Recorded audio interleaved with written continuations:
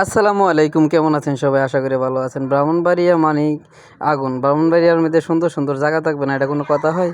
আর ব্রাহ্মণবাড়িয়া দেখেন খুব সুন্দর একটা পার্ক হয়েছে। এতদিন বন্ধ হয়েছিল এটা, এখন উন্মুক্ত করে দেওয়া হয়েছে সবার জন্য। টিকিট কোনো কিছু লাগে না, সবার জন্য ফ্রিতে এখন ঢুকতে পারছে। আর পরবর্তী কাজ শেষ হওয়ার পরে মনে হয় টিকিট লাগাইবো। আর অনেক জায়গা আছে, এই জায়গা বন্ধ করে তৈরি রাখছে। এই জায়গার মধ্যে এখনো মানুষ যাইবার লেগে দেয় না। এই জায়গা অনেক সুন্দর জায়গা। আর এই জায়গার কাজ শেষ হওয়ার পরে মনে হয় টিকিট লাগানো হবে। আর এই জায়গাটা উন্মুক্ত করে দিয়েছে সবার জন্য, আর আমরাও আসছি দেখার জন্য। আর এটা লোকেশন রয়েছে ব্রাহ্মণবাড়িয়া আশুগঞ্জ, এটা বাহাদুরপুর অবস্থিত এটা। আর খুব সুন্দর জায়গা, আসলে বুঝতে পারবেন, যে গেছে অবশ্যই বুঝতে পারেন কত সুন্দর একটা জায়গা। আর এটা মনে হয় বানাইছে ইন্ডিয়া আর বাংলাদেশ মিলিতভাবে এটা পার্কটা বানানো হয়েছে।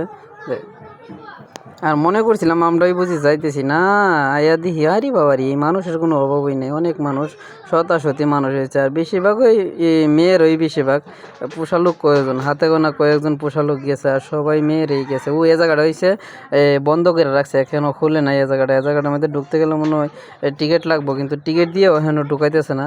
কাজ বলে শেষ হয়েছে না, শেষ হওয়ার পরে সবাই ঢুকাইবো। এ জায়গাটা অনেক সুন্দর জায়গা, ফুল গাছ টুল গাছ সব কিছুই লাগাই রাখছে। এ জায়গাটা অনেক সুন্দর।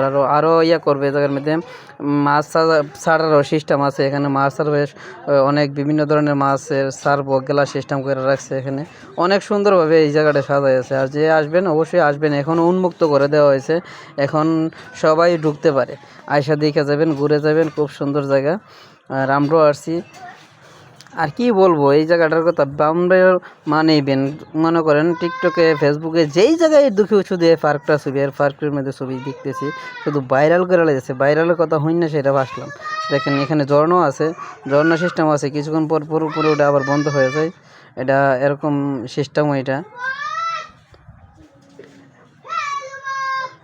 যারাই আসেন এখানে আসবেন অবশ্যই আসরের পর আসবেন। আসরের পর আসলে ঘুরলে, আসরের পরে আসবেন, আসরের পরে আসলে কারণ লুইট থাকবে না, তার ঘুরতেও খুব আরাম লাগবে। আর আপনারা যখন সকাল সকাল আসবে, এই জায়গার মধ্যে কোনো শ্যামা নাই, বুঝছেন? গাছ বিরিক সবগুলো ছোটো ছোটো গাছ বিরিক, এখানে কোনো শ্যামা নাই। এখানে রোদের মধ্যে আসলে খুবই কষ্ট।